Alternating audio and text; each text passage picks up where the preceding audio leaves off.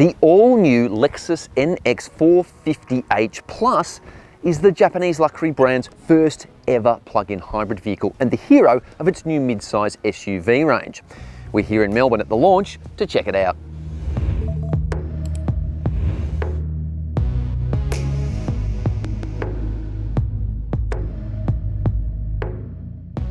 Based on parent company Toyota's new TNGA platform that also underpins the RAV4, the first Lexus PHEV will set you back around 100 grand on the road, making it the most expensive NX to date. The 5-seat mid-size luxury SUV is bigger than its predecessor and will again take on popular German rivals like the BMW X3 and Mercedes-Benz GLC, both of which also offer plug-in hybrid powertrains. The second-gen Lexus NX evolves its edgy design in a subtle way, and while you get that huge new spindle grille frame at the front, overall it's not hugely changed. Probably the biggest difference is this full-width LED light bar at the rear. But underneath its snazzy new styling, there are 3 power sources at play in the 450h Plus, 2 electric and 1 petrol. Combined, they bang out 227 kilowatts, or around 300 horsepower in the old money, making this one of the fastest accelerating Lexus SUVs ever. The 2 electric motors, 1 front, 1 rear, are fed via an 18.1 kilowatt-hour lithium-ion battery that delivers an 87-kilometre all-electric range. In pure EV mode, top speed is around 135 kilometers an hour, rising to 200 kilometers an hour in hybrid mode. While the engine can charge the battery, such as when cruising on the freeway, the plug-in system will fill up the battery in around 2.5 hours on a wall-box charger. 3 power plants pump through a continuously variable automatic transmission, or CVT, to all 4 wheels.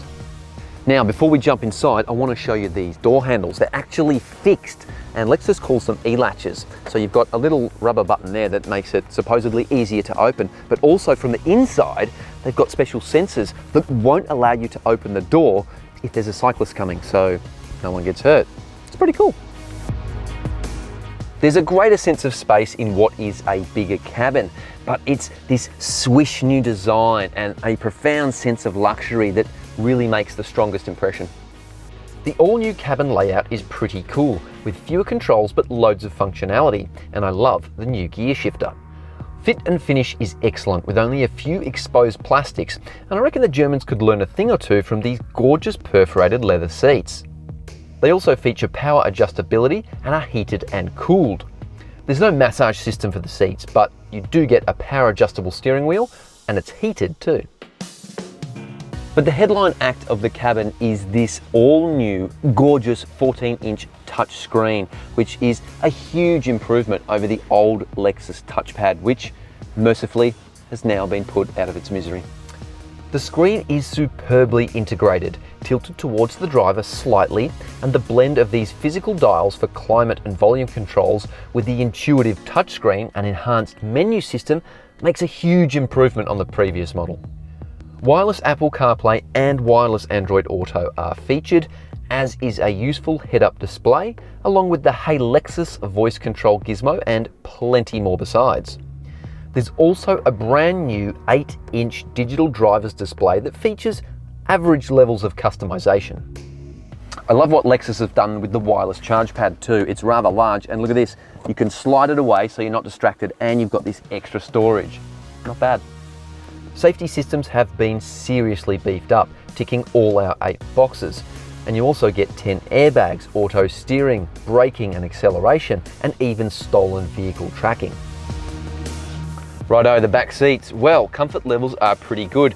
The leather quality, the cushions, really nice. I would have liked a little bit more contouring back here, but I gotta say, headroom, excellent. Legroom, very good. And amenity is so-so. There's no individual climate control, but you do get 2 air vents, a 12-volt socket, 2 USB-C ports, and reading lights, and of course your fold-out armrest with cup holders. The powered tailgate reveals a bigger cargo area than its predecessor, and it surrenders no space compared to the regular 350h model. Unfortunately though, there is no spare wheel under here, just a whole bunch of charging stuff. Lexus has done an outstanding job with the cabin, but how does this car drive on Aussie roads? Cue the funky music, maestro.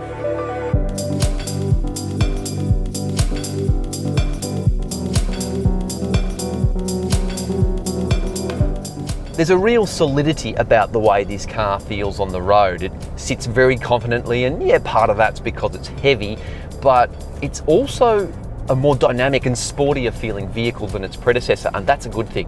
However, it's definitely not up to BMW standards just yet.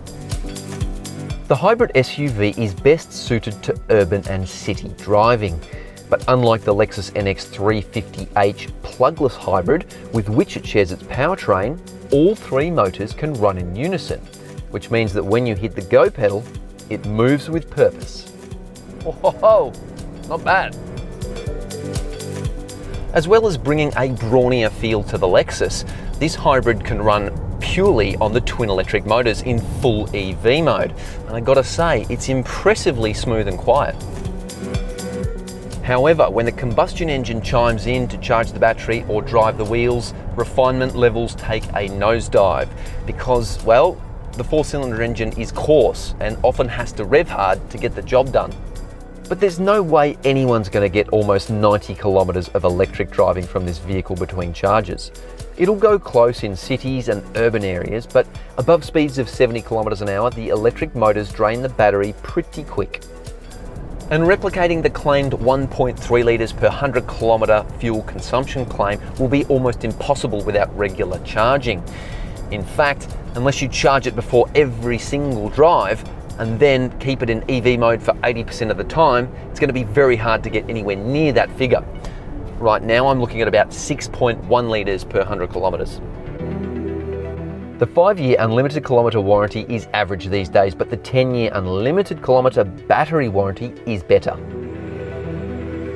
Lexus has done a tremendous job creating a plush mid-size luxury SUV to take the fight to the Germans, with an interior fit out like no other.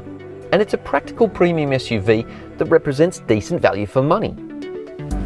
The plug-in hybrid powertrain adds new depth and an enticing efficiency and performance option to the NX range. This is a very good car, but at the end of the day, I'm not convinced Mercedes and BMW buyers are going to switch sides anytime soon. Thanks so much for watching. We hope you enjoyed that. You can check out more videos here and here or on the Car Sales YouTube channel. And if you want all the news up to date when we're publishing new stuff, don't forget to subscribe.